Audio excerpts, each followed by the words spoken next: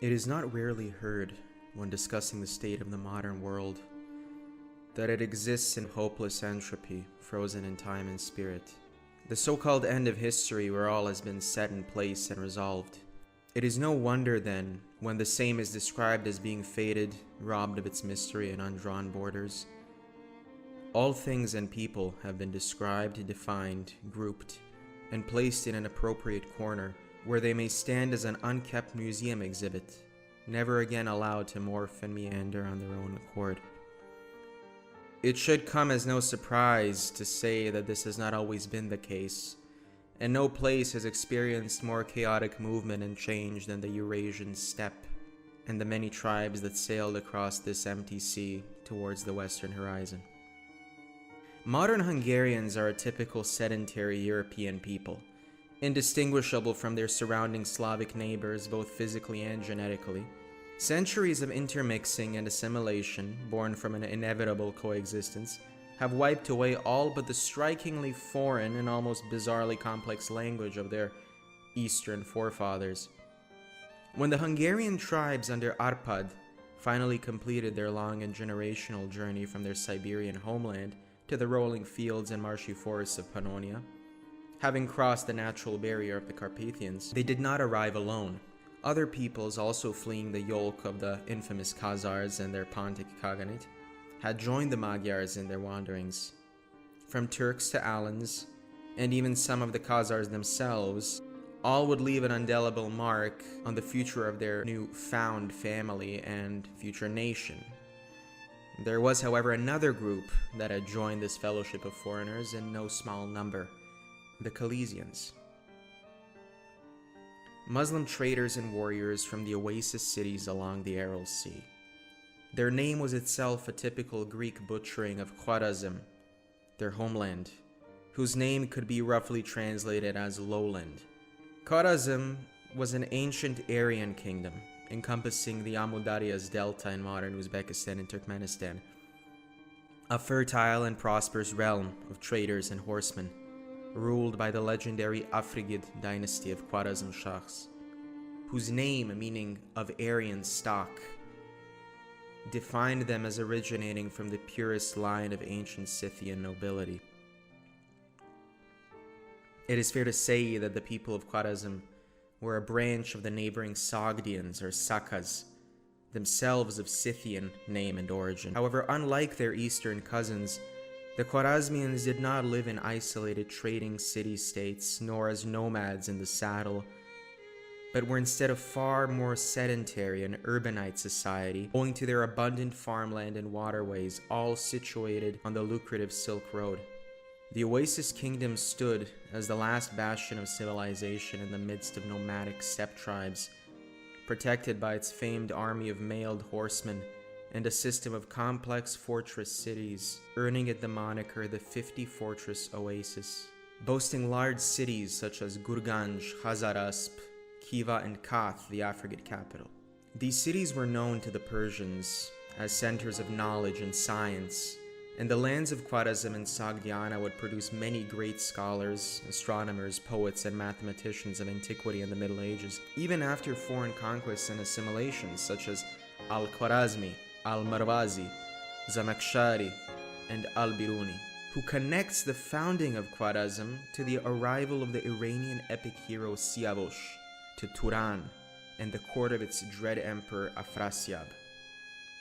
There he would take the princess Frigis as his wife, and their son, Kai Khosrow, a legendary king and hero, would bear the name Stallion of the Aryan Lands in the Avestan holy book of Zarathustra.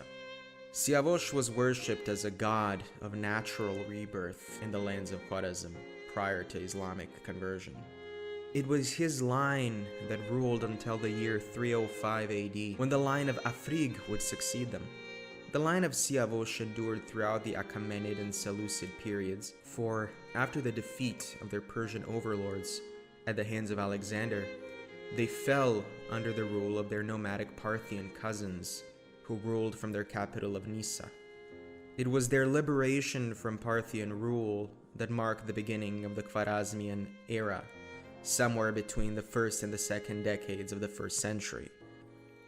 The independence of Khwarazm would last until 712 AD, when the Muslim Caliphate was invited in by King Azkajvar to help quench the local rebellious pretenders. An army was sent which killed both the king and his rival, slaughtered the local scribes, scholars, and priests. The region's rich history up until that point had now become uncertain, vague, and mostly forgotten. The king's cousin would come to power, but many locals had begun accepting Islam to avoid harassment from their new Arab suzerains. Soon the Afrigid Shahs themselves converted, rendering Khwarazm a mostly Muslim polity by the end of the 9th century. And although it remained technologically advanced and rich, the degradation of the state became apparent. Turkish raids grew ever more frequent, and the king had become a vassal to the Samanid Persian emirs of Khorasan. The strong trading connections that stretched from the Russian lands through Khazaria and to the Khwarazmian city of Gurganj, whose increasing prosperity and rivalry with the capital in Kath allowed a powerful noble named Mamun to take the capital and slay the last Afrigid king, Abu Abdullah Muhammad, and start his own dynasty. Turkish raids would continue, leading to a succession of invasive dynasties and a slow Turkification of Khwarazm, whose independence, prosperity, and Aryan identity would forever be snuffed out by the Mongol invasion. Local cities were sacked and their inhabitants slaughtered. The degradation of these once mighty cities is described by the Persian poet Anvari of Khorasan. O land of Khorasan, God has saved you from the disaster that befell the land of Gurganj and Kath. This great series of disasters had led many Khwarazmians since the 9th century to seek new lives elsewhere, particularly in the west.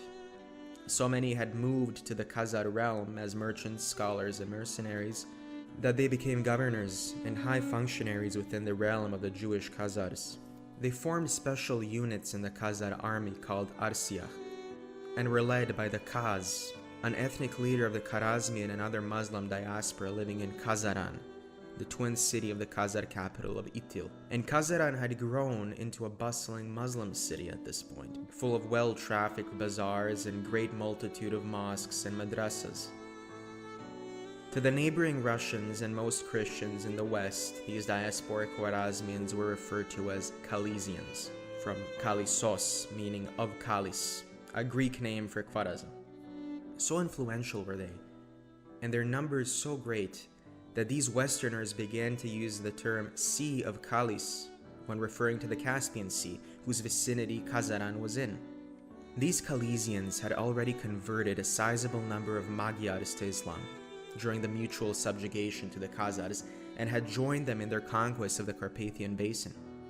This made the Hungarian realm particularly tolerant of Muslim communities and their settlement within their borders, hence why many more Khalyzians immigrated to Hungary after the fall of Khazaria at the hands of Sviatoslav I of Russia, and also fleeing the Pecheneg scouring of their freshly ruined state. The presence of these Khalyzians persisted well into the Christian era of Hungarian history, while others had remained in the Pontic steppe among the Pechenegs. Both groups would eventually be assimilated, with the Magyars referring to them as Kalizok, and using them as armored heavy cavalry as to their ancient traditions. At this point, many Muslims from Volga, Bulgaria had arrived and integrated with the Khalyzians, while Arab Muslims from the Maghreb arriving as merchants or refugees were known as Buzurmen, a Khazar or a Bulgar word meaning Muslim. The two groups were settled primarily in the country's peripheral regions, such as Sirmia, Baranya, Felvidek, and the Upper Tisa. While the Khalyzians had by then become peasants or warriors by trade, the Bozormeni were wealthy new arrivals. And these rich merchants and slavers could easily pay off the local authorities to practice their faith and even send their students to the east to the madrasas of Aleppo and Damascus. Others were mercenaries and weren't obligated to convert. By the rule of King Geza II, many had already become Christian, but a sizable number had not. The Roman historian John Kinamos describes many Muslim Khalyzians fighting under the Hungarian king as allies of the Serbs in 1154 during the Emperor Manuel Komnenos' campaigns in Dalmatia. These Khalyzian soldiers, as well as others captured and colonized by Manuel in 1165, would settle and coalesce around the Tara, Piva, and Drina rivers in Serbia, becoming known to the Serbs under the name Kezuni, meaning grinners, suggesting they would only smile or grin when spoken to in Serbian, which they wouldn't have understood. They would soon assimilate, however, converting to Christianity, so that much like those who remained in Hungary, their descendants would only inherit their ethnic name as a surname. As for those who remained in Hungary, both they and the other Muslim communities of the kingdom would have their last traces erased following the Mongol attacks into Europe, scattering to the wind or assimilating into the local Christian society. This, just a few decades after their old homeland had been brought to ruin by the same Mongol hordes. Any remnants of a clear Khwarazmian identity would slowly fade, its people forever dispersed or melted into foreign races. Their histories burned, their glistening oasis cities now Turkic khanates. No matter how far they fled, or which king of any faith they served, they could not escape their grim destiny as it galloped swiftly down their great Silk Road.